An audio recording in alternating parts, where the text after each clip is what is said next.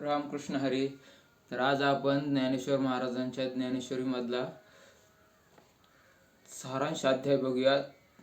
4थ्या क्रमांकाचा अध्याय आहे.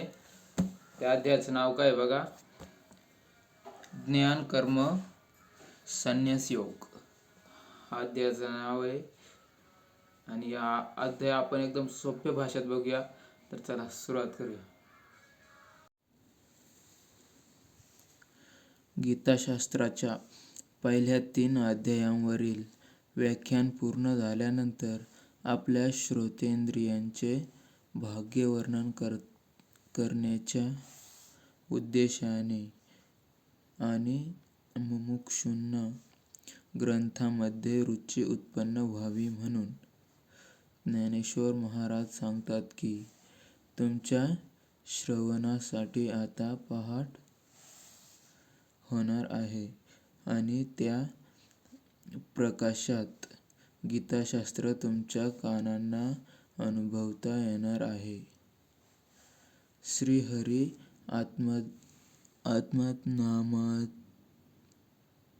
आत्मविचार विकणार आहेत आणि अर्जुन ते शिकणार आहे. सुंदर गायन, परब्रह्मत्व हा विषय आणि रस घेऊन ऐकणारे तुमच्यासारखे विद्वान श्रोते असा हा बहारदार त्रिवेणी संगम आहे. मी ज्ञानेश्वर तुम्हाला विनंती करतो की तुम्ही आपल्या ज्ञानेंद्रियांच्या सर्व शक्ती कानात आणा आणि मगच हा कृष्ण अर्जुन संवाद ऐका. यावर निवृत्तीनाथ म्हणतात की ज्ञानेश्वरा, तुझे हे कथन कलेवरील प्रेम आता बाजूला ठेव आणि पुढे काय झाले ते सांग. ठीक आहे, सांगतो, असे म्हणून ज्ञानदेव पुढे बोलू लागले. अर्जुनाला आज खरोखरच सुदैवाचा आधार मिळाला आहे. पिता, माता, बंधू यांपैकी कोणालाही कधीही न सांगितलेले गुह्य ज्ञान आज श्रीकृष्ण अर्जुन समोर प्रकट करणार आहेत. माता लक्ष्मीला भगवंताच्या ह्या असल्या प्रेमाची तोंडओळखही नाही. अर्जुनावर प्रेम करावे म्हणूनच श्रीकृष्णाने अवतार घेतला असावा. योग्यांना जे आढळले नाही, वेदार्थालाही ज्याचे आकलन झाले नाही आणि ज्या ठिकाणी ज्ञानाची दृष्टीही पोहोचली नाही, असा जो आत्मस्वरूप अनादि अविक्रिय भगवान आज अर्जुनावर कृपावंत झाला आहे. भगवान म्हणतात, कर्मयोग आहे असा हा ज्ञानयोग प्राचीन काळी आम्हीच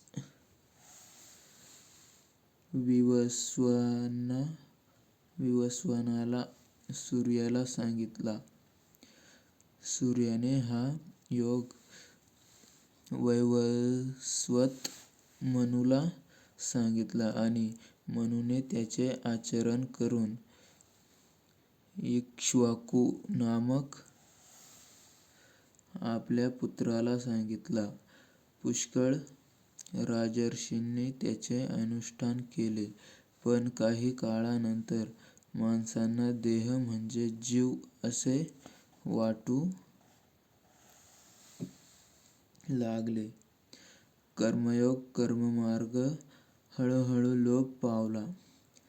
तोच मार्ग मी आज तुला सांगितला आहे, कारण तूच माझा प्रिय असा भक्त आहेस. हा युद्धाचा प्रसंग असला तरी तुझे अज्ञान दूर करण्यासाठी मी तुला सत्यतत्वाचे ज्ञान करवून देणार आहे. त्यावेळेस अर्जुन म्हणाला, भगवंता, तू आमच्यावर आईप्रमाणेच प्रेम करतोस. तुम्ही रागावणार नसलात तर मी आता तुम्हाला एक प्रश्न विचारणार आहे. हे अनंत, तुम्ही म्हणता हा योग खूप पूर्वी तुम्ही सूर्याला सांगितलात. तुम्ही जर आत्ता माझ्या समोर आहात तर मग तुम्ही खूप पूर्वी हा योग सूर्याला कसा सांगितलात? मी सूर्याला उपदेश केला असे जे आपण म्हणता ते मला समजेल अशा रीतीने स्पष्ट करून सांगा. त्यावर श्रीकृष्ण म्हणाले, अरे, तुझे आणि माझे मागे पुष्कळ जन्म होऊन गेले आहेत. माझे अवतार मला आठवतात. तुझे तुला आठवत नाहीत. खरे तर मी जन्म घेत नाही आणि मला मृत्यूही नाही. मला जन्म मरण आहे असे जे वाटते ते चूक आहे. माझ्या प्रकृतीत माझे जे प्रतिबिंब पडते त्यालाच तुम्ही माझा जन्म असे म्हणता. सर्व धर्मांचे रक्षण करणे हे माझे कर्तव्य आहे. जेव्हा जेव्हा अधर्माचा प्रभाव वाढतो तेव्हा तेव्हा प्रकृतीच्या साहाय्याने मी जन्म घेतो आणि धर्माची स्थापना पुन्हा करतो. ज्ञानाला उजाळा आणतो. धर्म आणि व्यवहार यांची सांगड घालून देतो. माझे हे असे करणे ज्याला कळते तो विवेकी होय. त्याचा आपपर भाव निघून जातो. विरक्ती त्याला आपलासा करते. तो विरक्त विवेकी माझ्यावरच्या प्रतिधनाने संपन्न असतो. सर्व माणसे एक प्रकारे माझ्यावर प्रेम करतात. खरे पाहता देणारा आणि घेणारा कर्माशिवाय दुसरा कोणी नाही, हे नक्की. ह्या मनुष्यलोकी कर्मापासूनच फलप्राप्ती होते. डोंगराच्या कड्याखाली ज्याप्रमाणे आपलाच शब्द प्रतिध्वनी होऊन उमटतो त्याप्रमाणे हे अर्जुना, या सर्व उपासनांचा मीच साक्षीभूत आहे. या उपासनेत ज्याची त्याची भावना फलरूप होते. प्राण्यांची कर्मे आणि त्यांच्यात असलेल्या त्रिगुणांच्या मिश्रणाने 4 वर्ण होतात. माझ्यामुळे ते विभाग होतात, पण मी ते विभाग करत नाही. ज्याला हे योग्यपणे समजते तो कर्मातीत होतो. स्वधर्माचे योग्य ज्ञान आणि कर्माची निवडानिवड करण्याचे सामर्थ्य अत्यंत बुद्धिवंतांनाही नसते. तेही घोटाळ्यात पडतात. तो घोटाळा दूर व्हावा म्हणून कर्म, विकर्म आणि अकर्म यांच्यातला फरक मी तुला समजावून सांगतो. ज्यापासून जगाची उत्पत्ती होते ते कर्म होय. विकर्म म्हणजे विहित कर्मे म्हणजे स्वधर्मानुसार करावी लागणारी कर्मे. ह्या विहित कर्मांच्या विरुद्ध आचरण हे निषिद्ध आचरण असते. आपले विहित कर्म न ओळखता आल्यामुळे ते विहित कर्म करू नये असे वाटणे म्हणजे अकर्म होय. अर्जुना, या युद्धभूमीवर युद्ध करणे हे तुझे विहित कर्म आहे, पण ते करू नये ते अयोग्य आहे असे तुला वाटणे हे अकर्म आहे. विद्वान पुरुष लोकांच्या दृष्टिकोनातून पाहिले असता सगळी कर्मे उत्तम तऱ्हेने आचरित असतात, पण फळाची आशा न धरता ते कर्मांचे आचरण करत असल्यामुळे ते निष्कर्मच असतात. विद्वान पुरुष स्वतःतील आत्मतत्व निष्क्रिय आहे व केवळ देह क्रियाशील आहे हे जाणत असतात. सर्वत्र आत्मतत्वाचे दर्शन घडत असलेला विद्वान पुरुष मत्सररहित असतो. सामान्य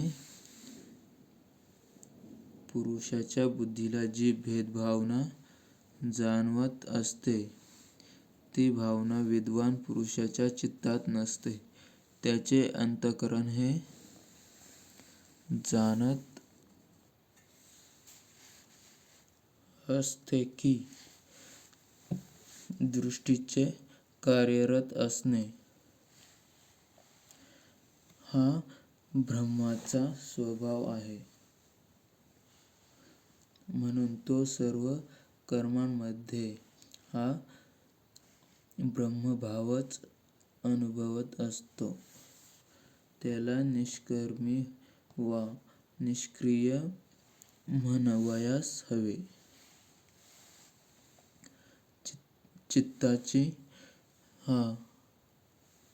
चित्ताची ही स्थिती साधण्याचे पुष्कळ मार्ग आहेत. कोणी एखादा विरक्तीशी विवाह करतो, तिच्या आत्मचिंतनाचे अग्निहोत्र व्रत स्वीकारतो, त्या यज्ञकुंडामध्ये गुरुउपदेशाचा अग्नी प्रज्वलित ठेवून तो आपली सर्व अविद्या घालवून टाकतो. तो ज्ञानयज्ञी होय. कोणी एखादा संयमाचे अग्निहोत्र स्वीकारतो आणि मन, बुद्धी, काया यांच्या सर्व शक्तींचे त्या यज्ञकुंडात वहन करतो, त्यालाही आत्मानंद लाभतो. कोणी एखादा आपल्या चित्तामध्ये वैराग्य सूर्याची पहाट उघडून आणतो आणि एकांतवासी होतो, त्यामुळे त्याचे इंद्रिय धर्म अंतर्मुख होतात. विरक्ती तीव्र होऊन विकारांचा नाश होतो. कोणी एखादा हृदयाची अरणी करून त्यावर विवेकरूपी मंथा धैर्याने घट्ट पकडून ठेवतो आणि गुरुवचनाने मंथन सुरू करतो. थोडासा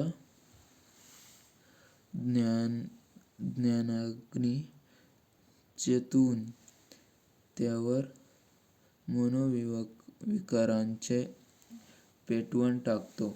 मग फलाशयांचा धूर निघून गेल्यावर तो अग्नी चांगला धरतो.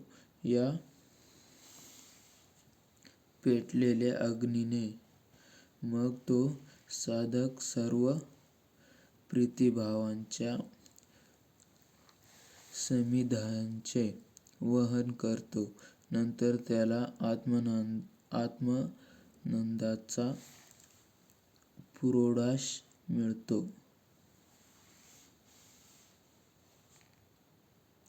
द्रव्ययज्ञ, तपयज्ञ, वाग्यज्ञ असे निरनिराळे यज्ञ ते आचरतात.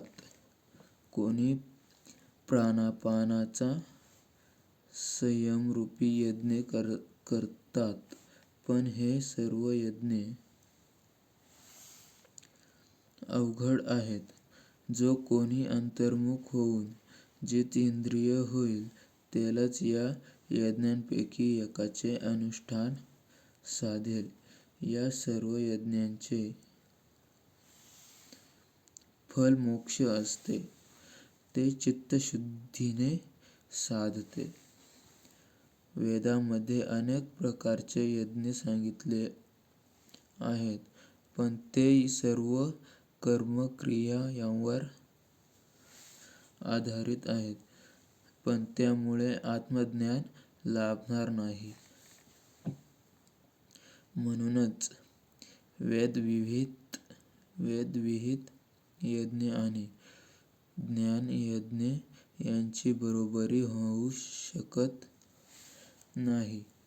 योगी आपल्या बुद्धिरूप डोळ्यामध्ये ज्ञानाचे अंजन घालून ते परतत्व पाहतात. हे ज्ञान हवे असेल तर ज्ञानाचे स्वामी असलेल्या संतांना शरण जावे. त्यांच्याकडून बोध घ्यावा. त्या बोधाने चित्त संकल्परहित होते. बोधाच्या प्रकाशाने चित्त निर्भय होते आणि मग संपूर्ण विश्व परब्रह्ममय, कृष्णमय दिसू लागते. पण गुरुकृपा नसेल तर हे साधणार नाही. ज्ञानाच्या अंगी उत्तम सामर्थ्य आहे. ज्ञान इतकी पवित्र वस्तू या जगात नाही. ज्या परमात्मज्ञानाचा उदय होताच हे विश्व सत्य आहे अशा प्रकारचा भ्रम नाहीसा होऊन जातो. त्या ज्ञानापुढे मनातील अज्ञान टिकत नाही. पुष्कळ प्रकारांनी अनेक वेळा विचार केला तरी ज्ञानाचे पावित्र्य एका ज्ञानालाच आहे. अमृताची चव ज्याप्रमाणे अमृतासारखीच असते, त्याप्रमाणे ज्ञानाला ज्ञानाचीच उपमा देता येते. ज्ञानाविषयी यापेक्षा जास्त चर्चा करणे व्यर्थ आहे.